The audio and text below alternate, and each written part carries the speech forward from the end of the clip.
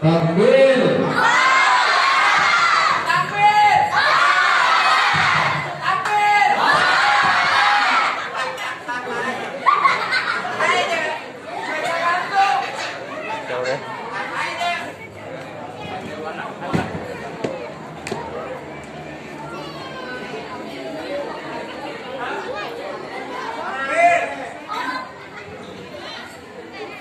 Bismillahirrahmanirrahim. Assalamualaikum warahmatullahi wabarakatuh.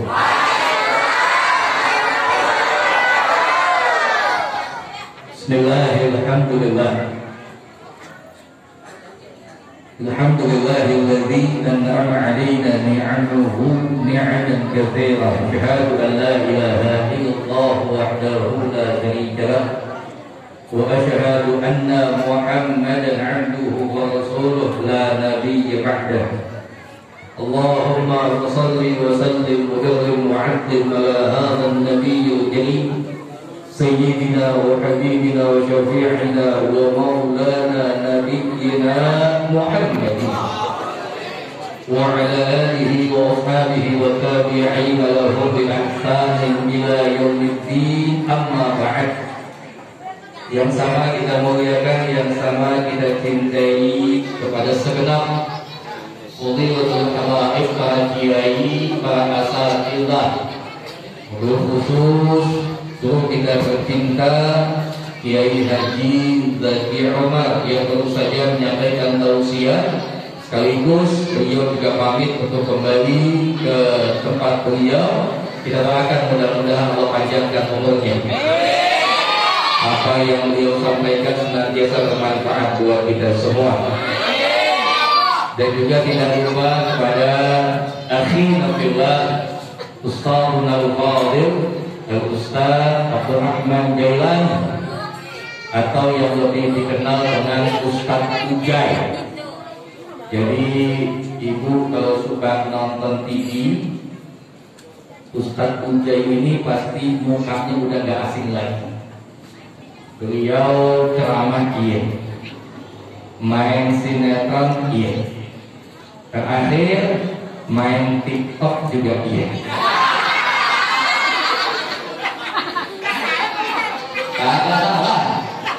Ya.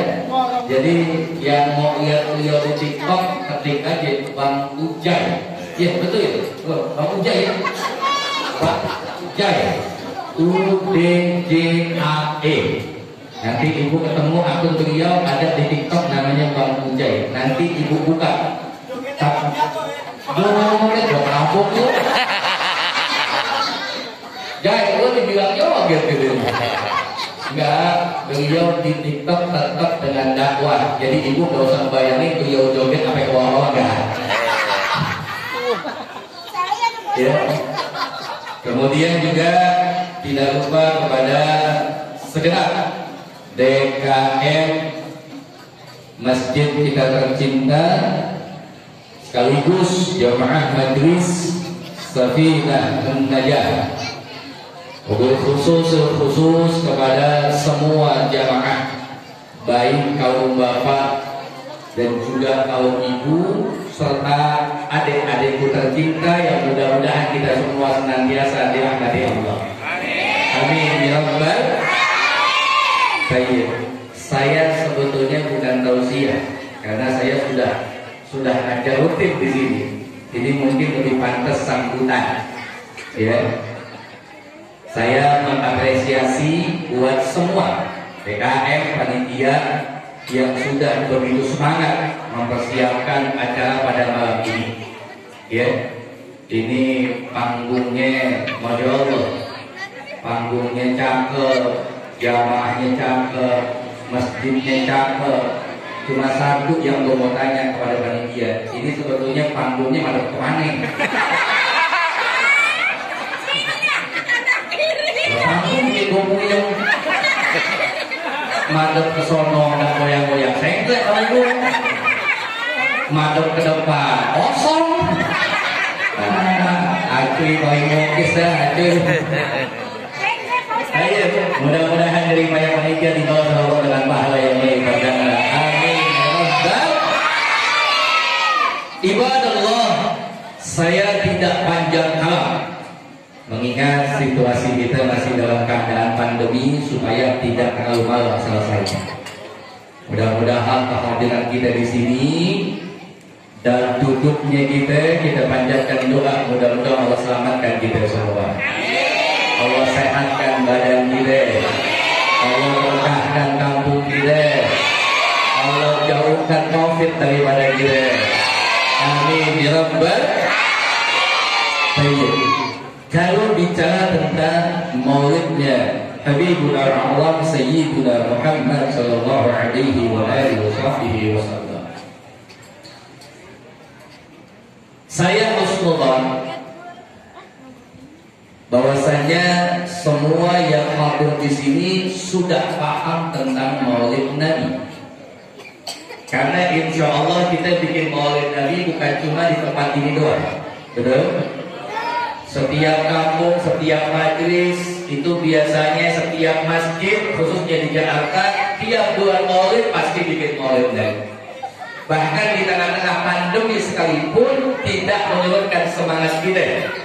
Catat, kita tidak menantang pandemi, kita tidak nantang COVID. Justru kita berharap kumpulnya kita semua di sini memperingati Maulid Nabi. Kita berdoa kepada Allah dalam situasi yang penuh dengan berkah ini supaya Allah angkat pandemi di tengah-tengah kita. Insyaallah. Sayyidina Muhammad sallallahu alaihi wa alihi wasallam. Temanya apa sih? Meneladani akhlak Rasulullah sallallahu alaihi wasallam sebagai anggota pribadi yang penuh panjang amat. Kalau bikin tema kayak curhat panjang amat.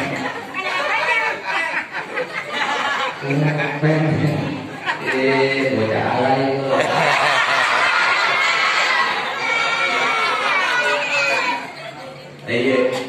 Intinya adalah bagaimana dengan Maulid Nabi ini kita bisa meneladani akhlak baginda Sayyiduna Muhammad sallallahu alaihi wa alihi wasallam. Siapa Nabi kita Muhammad? Beliau adalah sosok manusia yang begitu sempurna yang pernah Allah cipta. Al-insanul kamil, basyarun lagal basyar, manusia tapi nggak sama dengan manusia yang lain.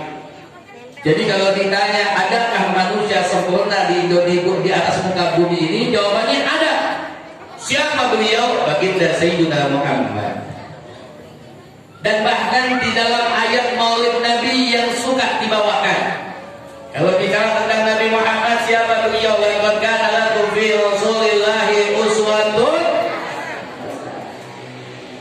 Nabi Muhammad itu, mohon maaf, sosok manusia contoh yang terbaik. Jadi ingat, buat kita umat Islam yang jadi panutan adalah baginda Sayyidina Muhammad. Makanya ibu kenalin sama anak-anak ibu kepada Nabi Muhammad. Karena mohon maaf, kalau anak kita jatuh cinta kepada Nabi Muhammad, maka dia akan senantiasa mengikuti tingkah laku daripada Nabi Muhammad. Karena yang namanya seorang pecinta pasti dia akan mengikuti siapa yang dicintai. Betul? Seorang pecinta dia juga akan senantiasa mau ikhlas berkorban buat siapa yang dia cintai. Ini anak-anak kita. Kalau seandainya dia cinta dengan Nabi Muhammad, maka dia akan ikuti Nabi Muhammad. Tapi sayangnya kebanyakan anak-anak kita nggak cinta sama Nabi, tapi cintanya sama tokoh-tokoh yang lain. Apalagi kalau udah ngomongin artis. Betul? Boy, lu senang main bola gak? Senang ya? Oh, iya. Ini satu contoh. Pemain bola yang paling jago siapa?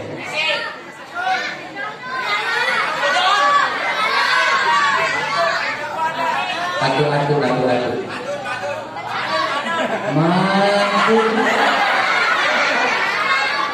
Mainnya cuma di kampung doang sih, mandul.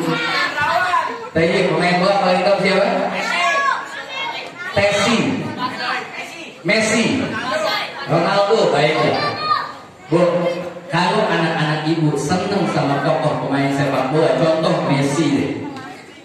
apa yang dipakai sama Messi pasti lu mau pakai, kan begitu? Dia kalau main bola di kampung, saking cintanya sama Messi, pasti baju yang dipakai baju Messi. Biar kata beda jauh, yang penting gaya dulu, ngikutin ke idola. Ini bocah pakai baju Messi, biar kata nendang bola sampai jatuh banyakan jatuhnya. Yang penting gaya dulu. Kenapa bisa begitu? Karena kita nggak mengenalkan dia dengan baginda Sayyidina Muhammad. Makanya kalau kita mengenalkan kepada beliau dengan Sayyidina Muhammad, maka dia akan cinta kepada Nabi Muhammad. Kalau bicara Nabi Muhammad, tidak ada satu jaminan yang kita dapatkan kebahagiaan dunia wal akhirah kecuali kita mencintai baginda Sayyidina Muhammad. Nggak ada jaminan, termasuk ikut saya. Ibu nggak ada jaminan ikut kiai anu, ikut ustaz anu, ikut tokoh anu, ikut pejabat anu, dapat jaminan surganya Allah, nggak ada jaminan. Kecuali kita ikut dengan baginda Sayyidina Muhammad. Kalau ngomongin Nabi Muhammad, satu contoh sederhana aja. Kita ini udah tahu tentang akhlak Nabi baik, betul? Tapi biasanya yang kita tahu cuma sopan santunnya Nabi. Yang kita tahu cuma bagaimana sabarnya Nabi. Yang kita tahu tentang bagaimana lemah lembutnya Nabi. Tapi saat ini tidak sedikit umat Islam yang tidak tahu kalau ternyata Nabinya bukan cuma santun, bukan cuma lembut, bukan cuma sabar, tapi Sayyidina Muhammad beliau juga punya sifat tegas dalam hidupnya. Ini yang sedikit umat tahu. Kenapa saya bilang demikian? Karena saat ini mohon maaf, banyak ulama, banyak habaib, banyak ustaz yang kalau ceramah dengan tegas, berani menolak kemungkaran dengan tegas, melawan kezaliman dengan tegas, nggak sedikit ada yang ngomong itu tidak mencontoh kepada Nabi Muhammad.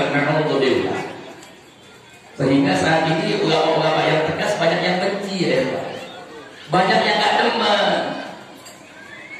Kadang-kadang kita kemakan. Kadang-kadang kita kalau nanya soal ilmu agama, patokannya bukan ulama. Kadang-kadang kita ini kalau mau tahu ilmu agama, patokannya mohon maaf, kita masih suka yang mengutamakan namanya figur tokoh. Kalau yang ngomong artis, yang ngomong pejabat, pasti udah benar aja bawaannya. Belum tentu ya ikhwan. Patokan agama gak ikut figur, biar kata dia ustaz kampung yang gak terkenal, tapi kalau ilmunya banyak, ikutin. Biar kata pejabat paling tinggi, duitnya paling banyak, ngasih duit tiap hari, kalau dia bikin fatwa yang gak manfaat, tinggalin. Inilah akhlak kita sebagai umat Islam. Ya, makanya kalau ada ulama-ulama yang ngomong tegas, jangan dibenci. Saat ini kan enggak. Satu contoh deh, kita punya tuan guru Sayyidina Imam Al-Habib Muhammad Ridhi Muslim bin Syihab, mudah-mudahan Allah panjangkan umurnya, Allah kuatkan rezekinya, Allah kuatkan iman Islamnya, Allah bela perjuangannya, Allah menangkan perjuangan beliau, dan Allah hancurkan musuh-musuh beliau. Amin ya Rabbal.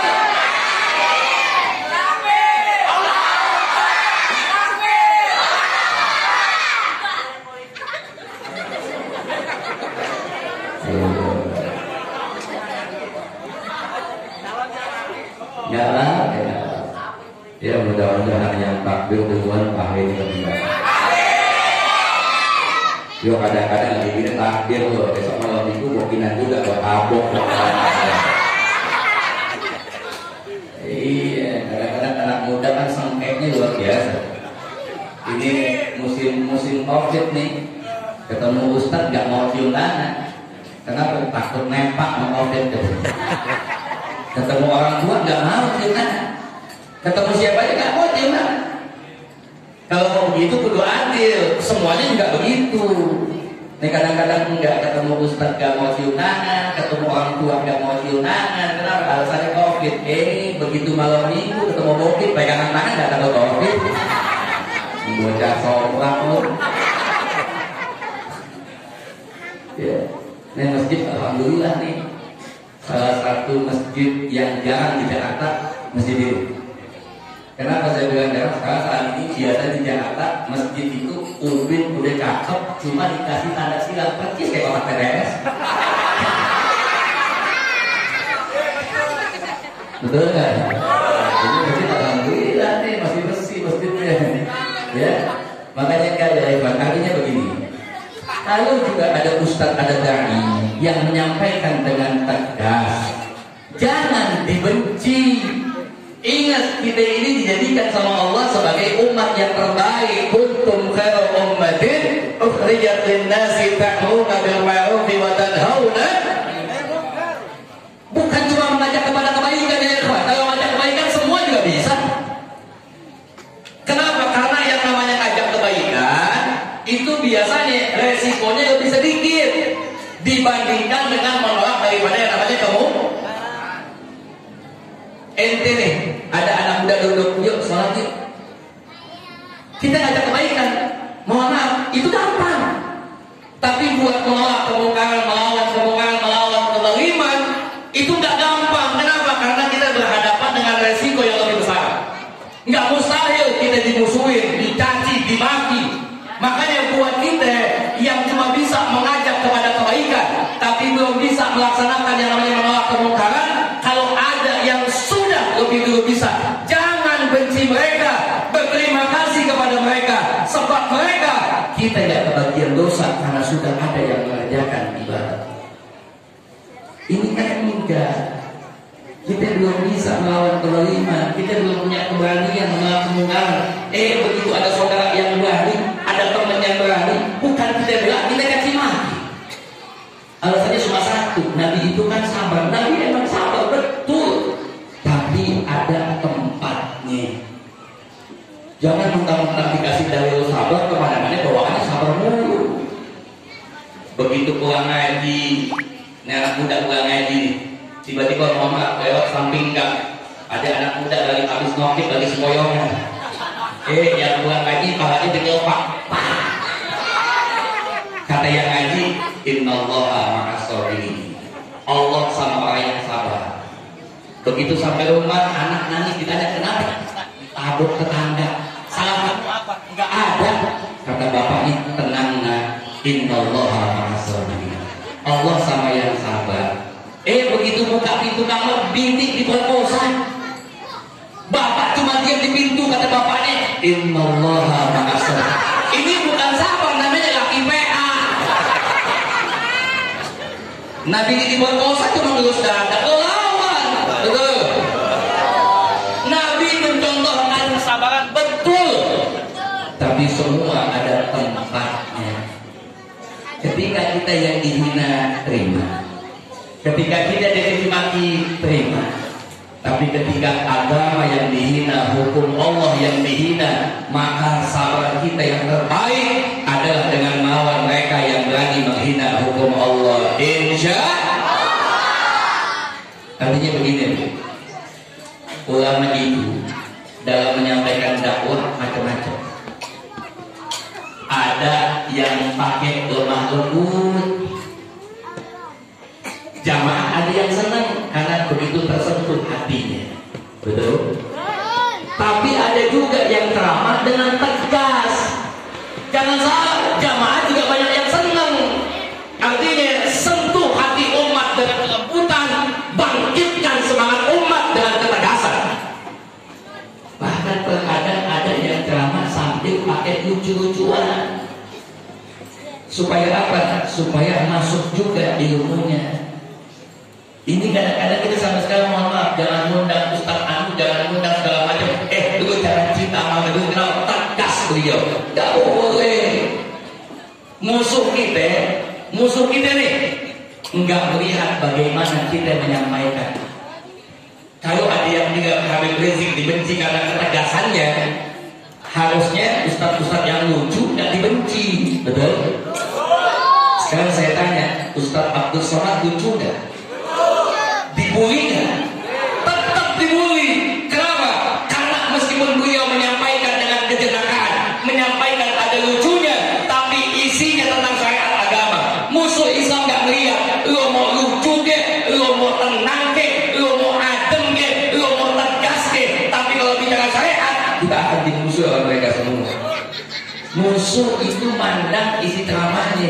Nah kita umat Islam masih melihat metode bagaimana penyampaian, makanya kita nggak maju-maju. Makanya enggak ya Pak. Ya. Awal terakhir sunnah Nabi kita itu banyak, betul?